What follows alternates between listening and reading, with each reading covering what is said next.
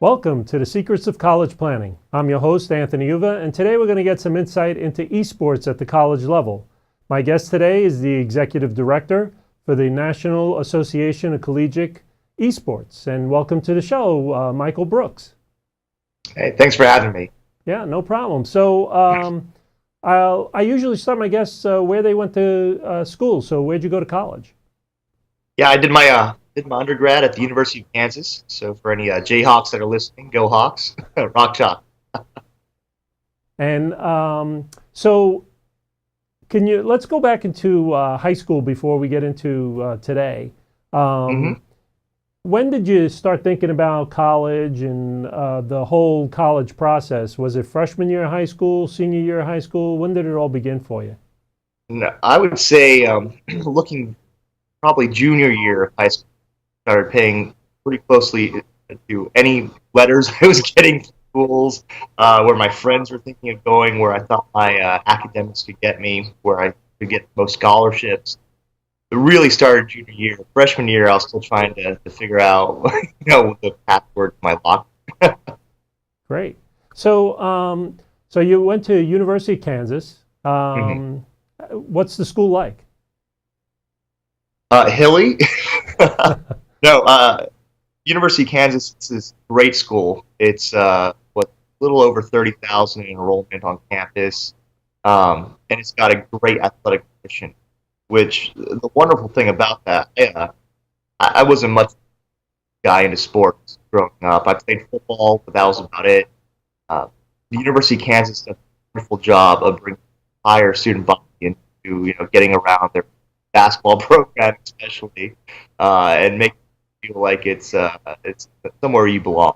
They did a great job with that. Great. So now you graduate college. How does one become the executive director of the National Association Collegiate E-Sports?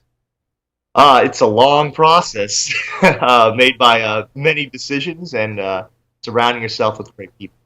Okay. So, it's actually started after my undergrad over at the University of Kansas. I started as an intern. This was back in 2011, and it was a basketball intern. So you saw okay, you did me there.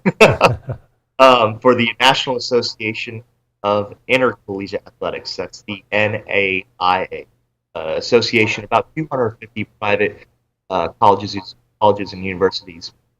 So after that, they offered me a full position as a sponsorship manager, and I will say that one of the greatest things that could happen to me. What I learned besides selling advertising, selling banner placement, and the nuts and bolts of sponsorship was really how to engage with leaders in the community who are engaged in intercollegiate competition, who do that as a point to their strategy, their businesses moving forward, learning how they all together. What eventually happened is I had made a few singles, a few doubles, an occasional home run, connecting outside business together to build new services, new products to help do what we're doing in the college space better, faster, more efficient. And that was at the small college space. And the one thing about small colleges is they're able to move fairly quickly, administratively, to make decisions. We're talking with our leadership, primarily being the president of these campuses, these colleges and universities, to where we can get a decision, yes or no, relatively quickly in mass. So around 2016, we were approached by Time Time magazine, asking us about varsity esports, varsity competitive gaming, and we actually had no clue. So we had asked them, what do you mean kids are getting scholarships for competitive gaming? Um, and they told us we did some research, and at that point in time, there were 7 varsity programs in North America. 6 of those 7 schools were NAIA institutions. So anytime we have our schools leading the way, we get curious. We started doing more investigation. I started leading that investigation. I grew up gaming, right? So I got some of the games that I played still pretty popular at that point in time. And we realized that it was a long opportunity to do something new in intercollegiate, truly new in intercollegiate competition that really hasn't come around for about 120 years in the U.S., ever since the NCAA was formed. And that was to help organize and administer and grow varsity esports. So I was halfway volunteered, halfway nominated to help lead this separate initiative from the NAI, its own association, and it's just rapidly grown since we started bringing together champions, good people that you want to surround yourself and who have the same dream. And we're now at 61 member institutions with just under 9 million in scholarships for varsity sports. Is awesome. Wow, fantastic. And this all started basically in 2016. So almost this is your second year going into it. It feels a lot longer than that, but yes, we're very, very new, but we're leading the charge there, making sure gaming is a real thing, real opportunities. And so 67 schools, do they have scholarship offers and just like a regular sport does at the college level? Well, we're at 61 right now. Oh, 61. We expect to be at 120 by August. So talk about rapidly growing. There's not much in college that, or the collegiate space that grows that quickly. But yes, they're varsity in the real sense of the word. We're talking about having a dedicated esports arena on campus. You have a coach who's an employee of the institution, an esports director who's an employee of the institution. These are scholarshiped individuals. They have uniforms. They have weight training. They have nutrition plans. They have practice schedules. All the equipment, the gaming equipment, the PCs, headsets, keyboards. Those are all provided by the institution. They're all typically branded by the school. It's the real thing. And there's sponsorships and everything that go along with this as well? Yeah, that's absolutely, and it's different sponsors than what you would typically see at a basketball or football game. We're talking about Intel is a huge sponsor in this space. iBuyPower, DX Racer, NZXT. Names that are endemic to the gaming community. But if you're outside of that, if you're not a gamer, maybe you've never heard of these names before. But they're big. They're big in the fastest growing entertainment space in the world, and that's esports right now. And so within the next 3 to 5 years, do you think all the universities will have it at the college level? Absolutely. It's there are issues. Don't let me confuse that. But the opportunity is so large to capture an audience that is amazingly diverse, is highly educated, and for the most part, hasn't had a home on campus. Right, their interests have not aligned with the interests that the administrations have typically put forward, and we're discovering that. How did we? The question I always get now from athletic directors, from vice provosts and provosts of student affairs, and from presidents is, how did we ignore this group for so long? Because it is so large and so diverse and so important to the future of these institutions that it's almost like the biggest thing you've never heard of, right? It impacts everything you do, and your kids, your brother, your sister, your parents, they're all probably gamers in one way or another. Most just probably didn't describe themselves as such. So yes, I expect. This is like I expect that. This is a wave of jobs coming into the school as well. Yeah, absolutely, and talking about educating young men and women for the careers of the future, that is esports, right? We're talking about streaming, right? That is the most that's a predominant way to distribute content in gaming and esports.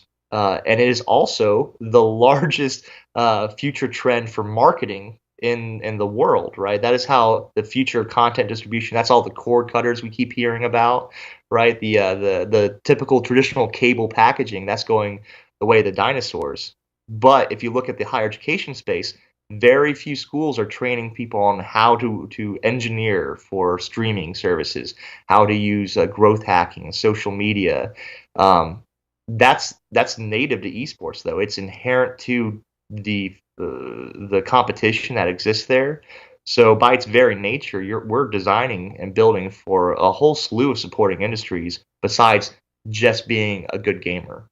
Now, are there a variety of different games that the students are playing? Is it just Call of Duty and League of Legends, or is it like a whole bunch of other stuff? Yeah, it's well, you named two of the big ones, but there are quite a few games that we're helping to build structure around. We have partners in the industry as well, as they see the potential here to create something that's good, that's something that's lasting.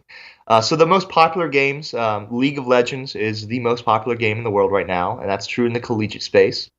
Then there's Overwatch, that's a Blizzard game title. Hearthstone, which is another Blizzard game title.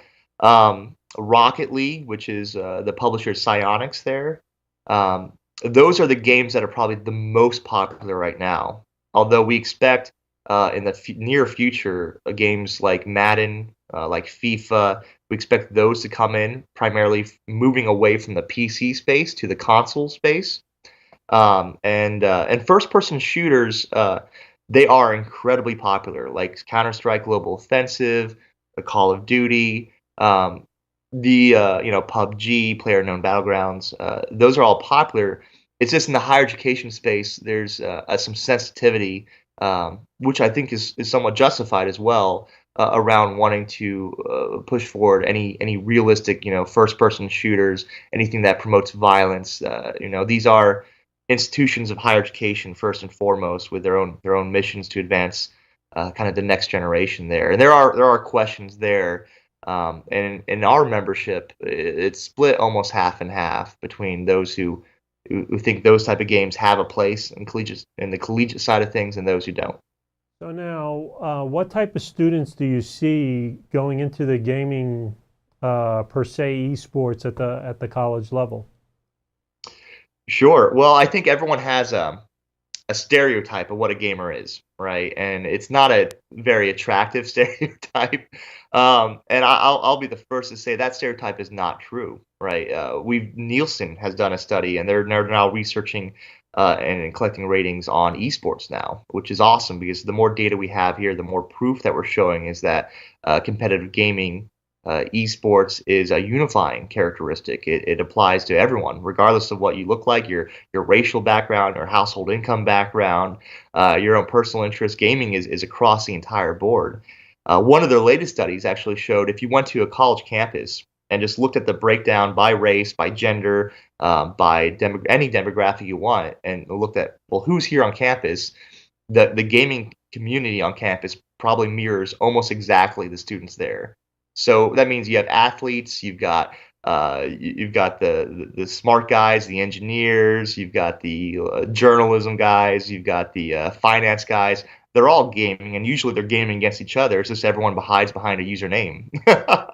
So yeah, the stereotypes are going away. Now there are some trends though. We do see in the esports the high level of competitiveness. We do see students coming from higher household incomes. They typically do have a statistically significant higher standardized test scores. And they do tend, although it's not a strong correlation, but the tendency is still there to be in STEM programs. So the hard sciences there. That is the data that we're seeing more so than in traditional athletics. And because of that, it's attractive to institutions, right? It helps bring up the cumulative GPAs of their athletic programs. It helps associate with a student body who really hasn't had a competitive experience on campus, and certainly helping with retention and graduation rates as well. What's the What's the scholarships attached with esports? So what type of scholarships are these students getting at the college level? Sure, it varies dramatically. I will say this is partly on us here at the national office. Unlike in the NCAA or the NAI, we haven't put caps on scholarship limits, right? And that's a fairness of play. That's a equity amongst competition issue. We're working towards that, but that's why there's such a wide discrepancy in scholarships. I'll give you an example. Most institutions, I would say, give out partial scholarships, so scholarships ranging 5 to 10,000 a year, and then we have a good number of institutions who have a select number of full ride scholarships they're offering as well. But in terms of some institutions offering a lot and some a little, I'll give you an example. Harrisburg University, that's out of Pennsylvania, just launched their first ever competitive program, which is esports, which is awesome. They're a STEM school, computer sciences. They are starting off their program with 16 full ride scholarships, which I think in esports is the largest amount of scholarships given out by any of our member institutions, which is pretty much 93% of all varsity programs in North America. So it runs the gambit. There's as we collect more data and share that with administrators on the scholarship outlays amongst programs, we do expect some stability to be added. But right now, with most programs being in their first or second year, we're seeing numbers just across the board. But they're there, and it's again, we count just under 9 million in scholarships available right now. So now, how's the format of esports? How does it work at the college level? Do you have 7, 10 students from one university play against 7, 10 students of another university? How's the format work? Is it like the NCAA where they have a champion at the end? What's it all about? Yeah, that is how it works. Yeah, you're because you're playing online, you're playing any one of our schools. They're playing in their esports arena. It'll be their team of, as you said, 5 to 7, competing against a similar size team, 5 or 7, in another esport arena somewhere else in the U.S. So time zones don't really mean anything. Travel distances don't mean anything, and there is no difference yet between the large institutions and the small institutions like there is in the NCAA, right? You have Division I, which is really just state programs. A few small private schools are involved.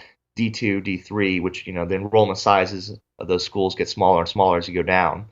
In esports, though, everyone competes against everyone, so it is not uncommon to be like, oh, next week we play against Harvard, and we have an enrollment size of 2,500 on campus, or hey, we've got Duke on the books next month, and we're the higher ranked team, by the way. It's that traditional affinity of how strong your program might be. It doesn't exist in esports right now. It is in that regard the wild wild west. Anyone can play against anyone, and nobody knows who might come out on top. It's awesome.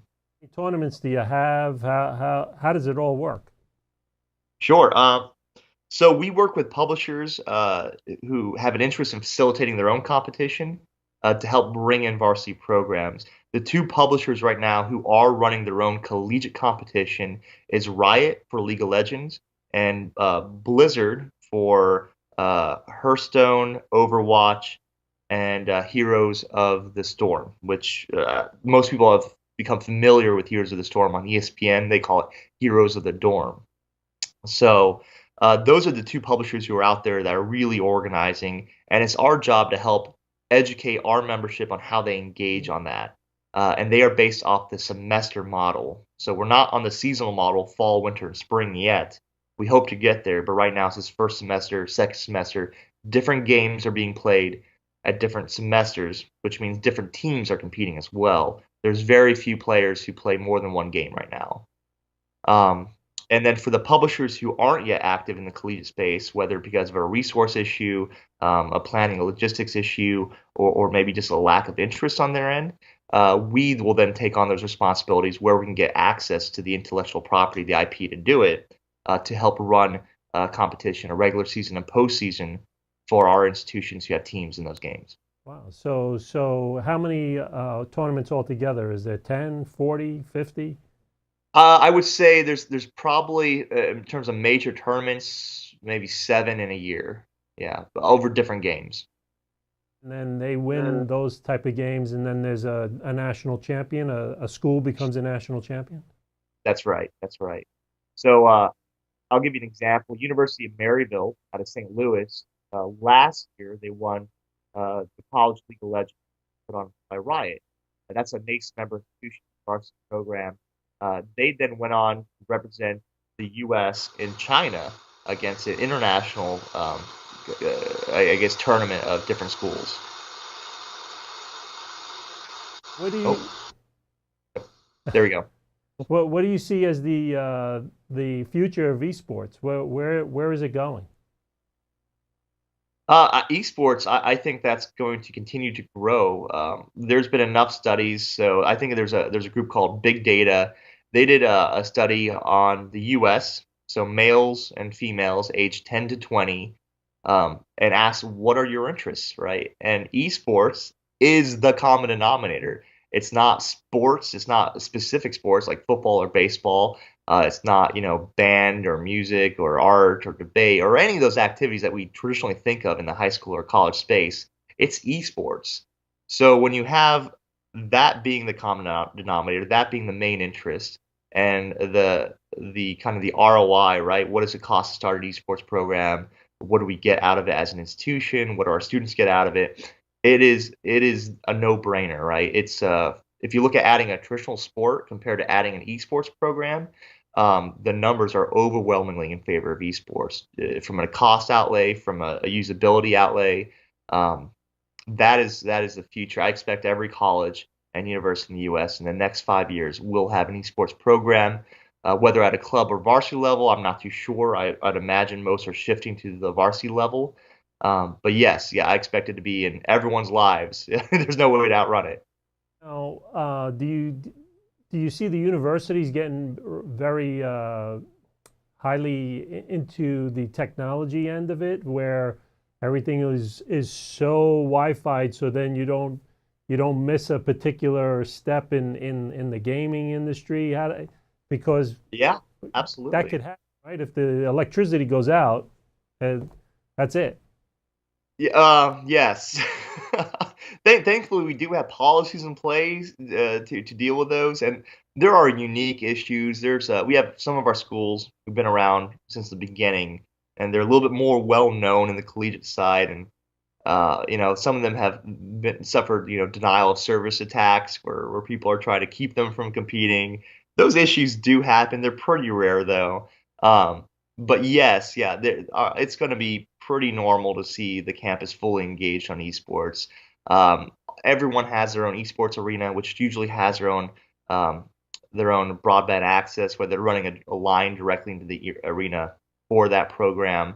Um, and different academic departments there are flooding in trying to figure out how can we get our students involved in this esports thing. We're seeing journalism, communication departments, engineering departments, computer sciences departments, just because again this is like introducing a brand new industry. It impacts so many of the pre-existing infrastructure that in ways that brands and marketers in the future, in this capitalist society, they understand that this is the future and it opens you up immediately into a global market.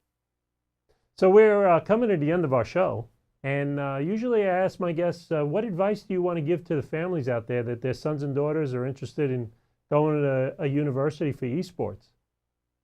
Well, I've got a few points there. First, last month we launched our first ever recruiting platform for students who are interested in playing at the collegiate level. If you go to www.nacesports.org, you'll see a bunch of information there and a link to create a profile. That will then go into a database where our coaches, our esport directors at our member institutions will then be able to look at your profile. It'll ask you, what game you're playing, what's your rank at that game, what positions you want to play, what characters you play, your academic profile. Obviously, this is higher education. You can be the best gamer, but if you don't have strong grades, well, we can't do much for you. We want to make sure you're successful in college, right, and graduate with a degree. So I would say start there. That is where all of our member institutions, which is again, nearly all the varsity programs that are out there right now are looking online for recruits. The second component, I would say, if you're really interested in playing, it is such an industry in its infancy that people are incredibly open to sharing. If you're a student, I would encourage you to go to our website, see what schools are maybe around you with a varsity program, visit their websites. I think everyone has their contact information readily available. Reach out. These are people with the same passions as you. They love gaming. They love seeing students succeed. Reach out. That is the best advice I can give you right now. You don't have to worry about right now about recruiting rules like the NCAA has, like who can reach out to who, when can we reach out. None of that exists right now. Everyone just wanting to share what they're doing so that hopefully we can do it better. So please reach out. We have an awesome group of administrators, coaches and directors who really want to talk to you. Thank you very much for coming on the show. I appreciate it. Oh, thank you for having me. Always happy to share. So you've been watching The Secrets of College Planning. I'm your host, Anthony Uva. Until next time.